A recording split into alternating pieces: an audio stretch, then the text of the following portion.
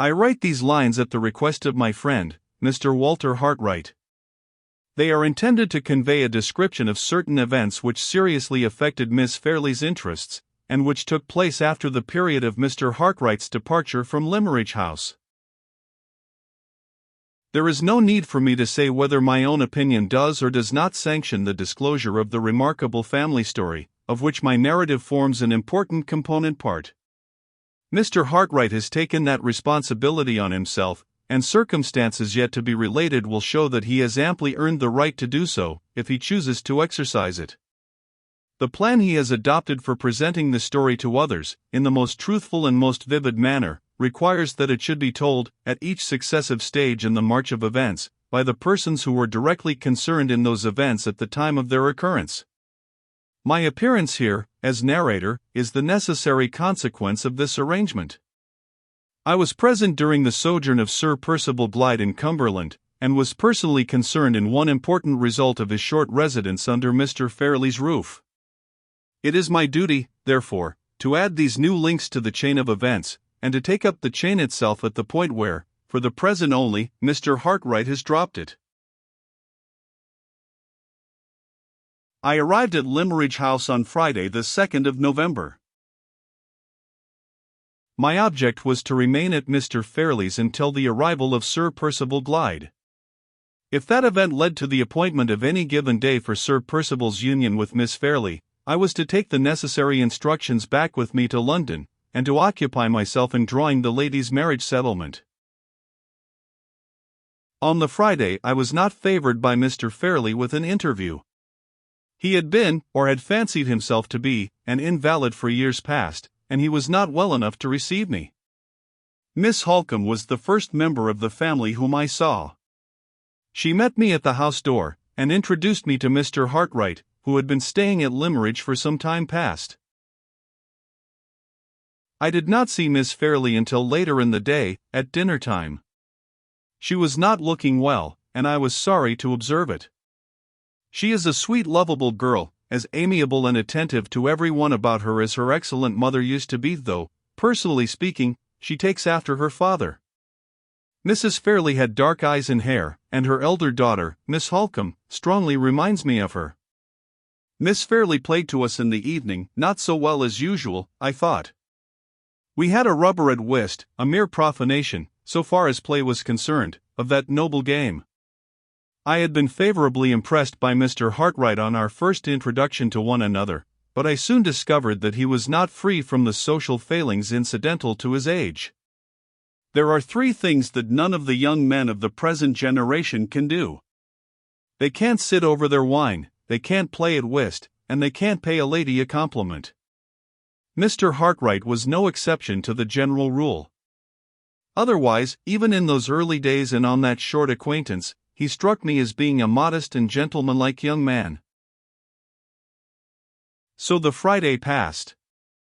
I say nothing about the more serious matters which engaged my attention on that day, the anonymous letter to Miss Fairley, the measures I thought it right to adopt when the matter was mentioned to me, and the conviction I entertained that every possible explanation of the circumstances would be readily afforded by Sir Percival Glyde, having all been fully noticed, as I understand, in the narrative which precedes this. On the Saturday Mr. Hartwright had left before I got down to breakfast.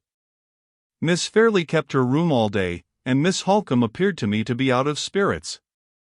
The house was not what it used to be in the time of Mr. and Mrs. Philip Fairley. I took a walk by myself in the forenoon, and looked about at some of the places which I first saw when I was staying at Limmeridge to transact family business, more than 30 years since. They were not what they used to be either. At 2 o'clock Mr. Fairley sent to say he was well enough to see me. He had not altered, at any rate, since I first knew him. His talk was to the same purpose as usual, all about himself and his ailments, his wonderful coins, and his matchless Rembrandt etchings. The moment I tried to speak of the business that had brought me to his house, he shut his eyes and said I upset him. I persisted in upsetting him by returning again and again to the subject. All I could ascertain was that he looked on his niece's marriage as a settled thing, that her father had sanctioned it, that he sanctioned it himself, that it was a desirable marriage, and that he should be personally rejoiced when the worry of it was over. As to the settlements, if I would consult his niece, and afterwards dive as deeply as I pleased into my own knowledge of the family affairs, and get everything ready, and limit his share in the business, as guardian, to saying yes, at the right moment, why, of course he would meet my views, and everybody else's views, with infinite pleasure. In the meantime, there I saw him, a helpless sufferer, confined to his room. Did I think he looked as if he wanted teasing? No. Then why tease him? I might, perhaps, have been a little astonished at this extraordinary absence of all self-assertion on Mr. Fairley's part, in the character of guardian, if my knowledge of the family affairs had not been sufficient to remind me that he was a single man, and that he had nothing more than a life interest in the Limmeridge property. As matters stood, therefore, I was neither surprised nor disappointed at the result of the interview. Mr. Fairley had simply justified my expectations, and there was an end of it. Sunday was a dull day, out of doors and in. A letter arrived for me from Sir Percival Blythe's solicitor, acknowledging the receipt of my copy of the anonymous letter and my accompanying statement of the case. Miss Fairley joined us in the afternoon, looking pale and depressed, and altogether unlike herself. I had some talk with her, and ventured on a delicate allusion to Sir Percival. She listened and said nothing. All other subjects she pursued willingly, but this subject she allowed to drop. I began to doubt whether she might not be repenting of her engagement, just as young ladies often do, when repentance comes too late. On Monday Sir Percival Blythe arrived. I found him to be a most prepossessing man, so far as manners and appearance were concerned. He looked rather older than I had expected, his head being bald over the forehead, and his face somewhat marked and worn, but his movements were as active and his spirits as high as a young man's. His meeting with Miss Holcombe was delightfully hearty and unaffected, and his reception of me, upon my being presented to him, was so easy and pleasant that we got on together like old friends. Miss Fairley was not with us when he arrived, but she entered the room about 10 minutes afterwards. Sir Percival rose and paid his compliments with perfect grace. His evident concern on seeing the change for the worse in the young lady's looks was expressed with a mixture of tenderness and respect, with an unassuming delicacy of tone, voice, and manner, which did equal credit to his good breeding and his good sense. I was rather surprised, under these circumstances, to see that Miss Fairley continued to be constrained and uneasy in his presence, and that she took the first opportunity of leaving the room again. Sir Percival neither noticed the restraint in her reception of him, nor her sudden withdrawal from our society. He had not obtruded his attentions on her while she was present, and he did not embarrass Miss Holcombe by any allusion to her departure when she was gone. His tact and taste were never at fault on this or on any other occasion while I was in his company at Limmeridge House. As soon as Miss Fairley had left the room he spared us all embarrassment on the subject of the anonymous letter, by adverting to it of his own accord. He had stopped in London on his way from Hampshire, had seen his solicitor, had read the documents forwarded by me, and had travelled on to Cumberland, anxious to satisfy our minds by the speediest and the fullest explanation that words could convey. On hearing him express himself to this effect, I offered him the original letter, which I had kept for his inspection. He thanked me, and declined to look at it, saying that he had seen the copy, and that he was quite willing to leave the original in our hands. The statement itself, on which he immediately entered, was as simple and satisfactory as I had all along anticipated it would be. Mrs. Catherick, he informed us, had in past years laid him under some obligations for faithful services rendered to his family connections and to himself. She had been doubly unfortunate in being married to a husband who had deserted her, and in having an only child whose mental faculties had been in a disturbed condition from a very early age.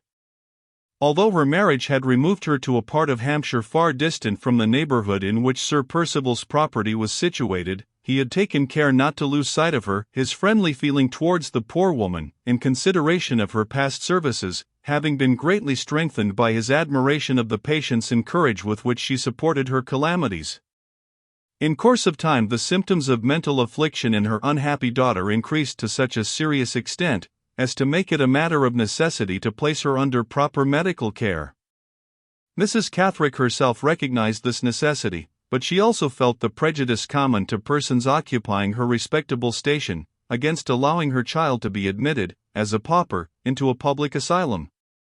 Sir Percival had respected this prejudice, as he respected honest independence of feeling in any rank of life, and had resolved to mark his grateful sense of Mrs. Cathrick's early attachment to the interests of himself and his family, by defraying the expense of her daughter's maintenance in a trustworthy private asylum. To her mother's regret, and to his own regret, the unfortunate creature had discovered the share which circumstances had induced him to take in placing her under restraint, and had conceived the most intense hatred and distrust of him in consequence. To that hatred and distrust, which had expressed itself in various ways in the asylum, the anonymous letter, written after her escape, was plainly attributable. If Miss Holcomb's or Mr. Gilmore's recollection of the document did not confirm that view, or if they wished for any additional particulars about the asylum, the address of which he mentioned, as well as the names and addresses of the 2 doctors on whose certificates the patient was admitted, he was ready to answer any question and to clear up any uncertainty.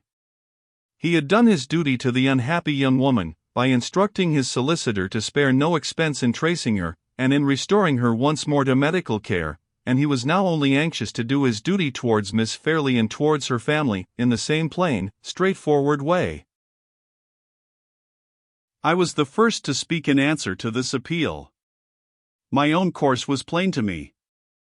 It is the great beauty of the law that it can dispute any human statement, made under any circumstances, and reduced to any form.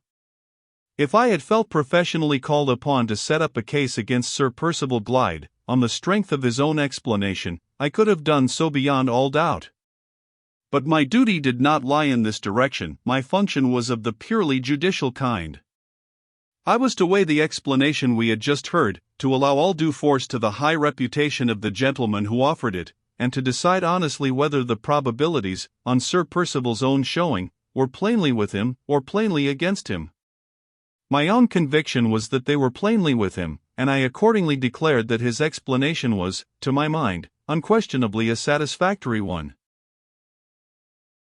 Miss Holcomb, after looking at me very earnestly, said a few words, on her side, to the same effect, with a certain hesitation of manner, however, which the circumstances did not seem to me to warrant.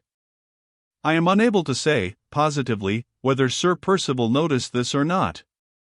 My opinion is that he did, seeing that he pointedly resumed the subject, although he might now, with all propriety, have allowed it to drop. If my plain statement of facts had only been addressed to Mr. Gilmore, he said, I should consider any further reference to this unhappy matter as unnecessary.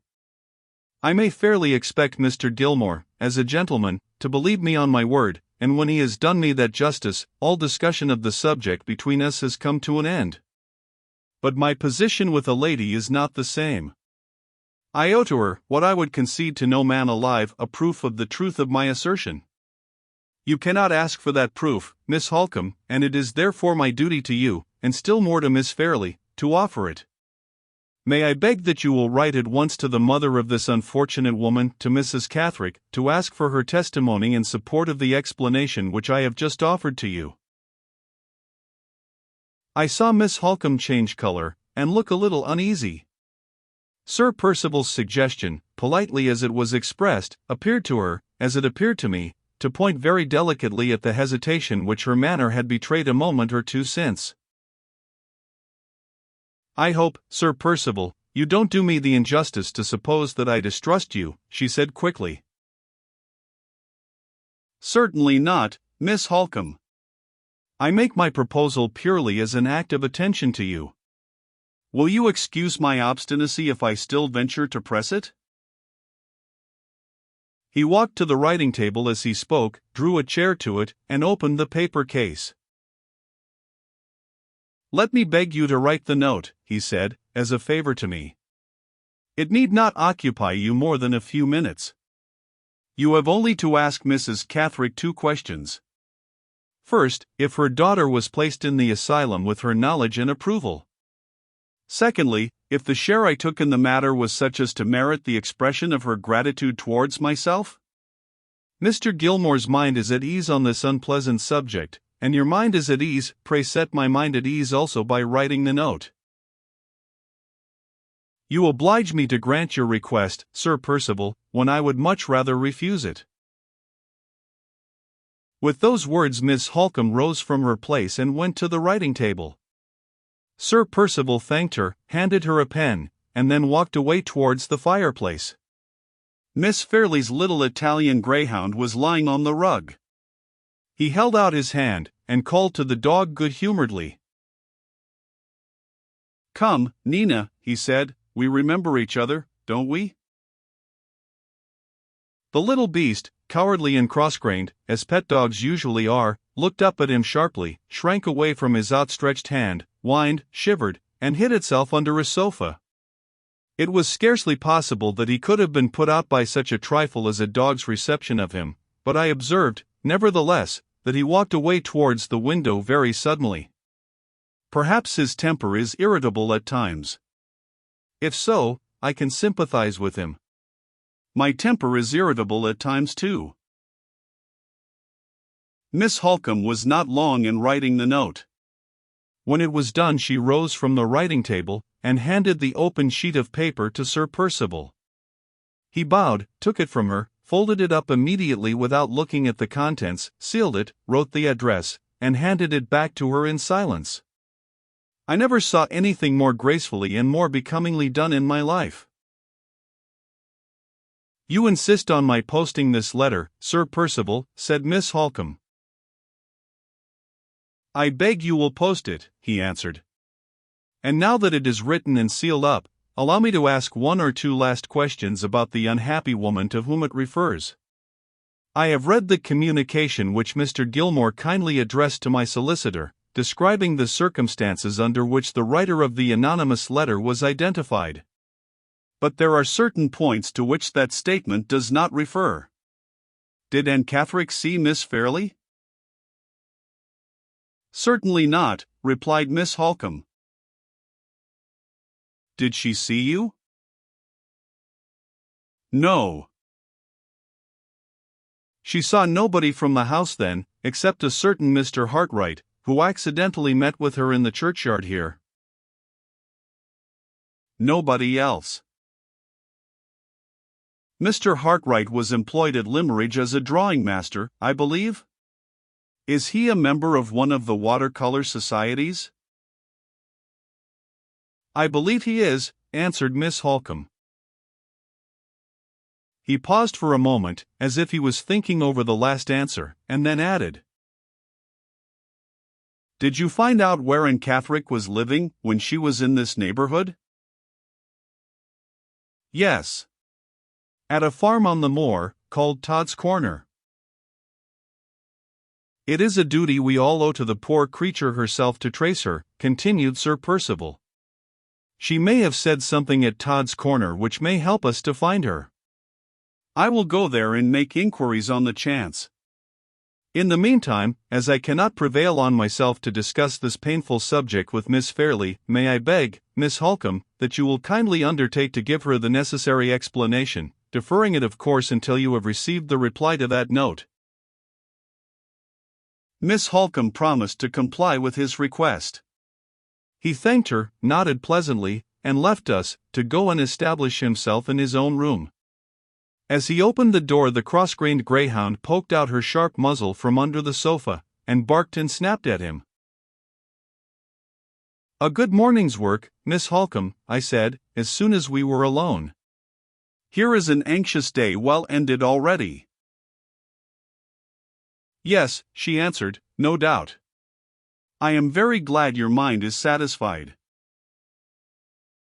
"My mind? Surely, with that note in your hand, your mind is at ease too?" "Oh yes, how can it be otherwise? I know the thing could not be," she went on, speaking more to herself than to me, "but I almost wish Walter Hartright had stayed here long enough to be present at the explanation, and to hear the proposal to me to write this note." I was a little surprised, perhaps a little piqued also, by these last words. Events, it is true, connected Mr. Hartright very remarkably with the affair of the letter, I said, and I readily admit that he conducted himself, all things considered, with great delicacy and discretion. But I am quite at a loss to understand what useful influence his presence could have exercised in relation to the effect of Sir Percival's statement on your mind or mine. It was only a fancy, she said absently. There is no need to discuss it, Mr. Gilmore. Your experience ought to be, and is, the best guide I can desire. I did not altogether like her thrusting the whole responsibility, in this marked manner, on my shoulders. If Mr. Fairley had done it, I should not have been surprised.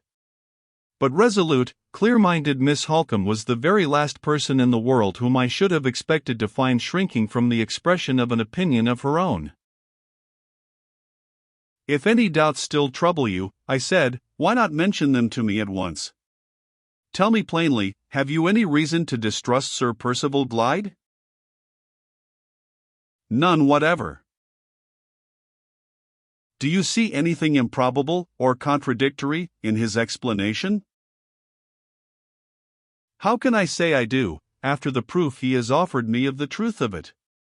Can there be better testimony in his favor, Mr. Gilmore, than the testimony of the woman's mother? None better. If the answer to your note of inquiry proves to be satisfactory, I for one cannot see what more any friend of Sir Percival's can possibly expect from him. Then we will post the note, she said, rising to leave the room, and dismiss all further reference to the subject until the answer arrives. Don't attach any weight to my hesitation. I can give no better reason for it than that I have been over-anxious about Laura lately, and anxiety, Mr. Gilmore, unsettles the strongest of us. She left me abruptly, her naturally firm voice faltering as she spoke those last words. A sensitive, vehement, passionate nature, a woman of 10,000 in these trivial, superficial times. I had known her from her earliest years, I had seen her tested, as she grew up, in more than one trying family crisis, and my long experience made me attach an importance to her hesitation under the circumstances here detailed, which I should certainly not have felt in the case of another woman. I could see no cause for any uneasiness or any doubt, but she had made me a little uneasy, and a little doubtful, nevertheless. In my youth, I should have chafed and fretted under the irritation of my own unreasonable state of mind. In my age, I knew better, and went out philosophically to walk it off.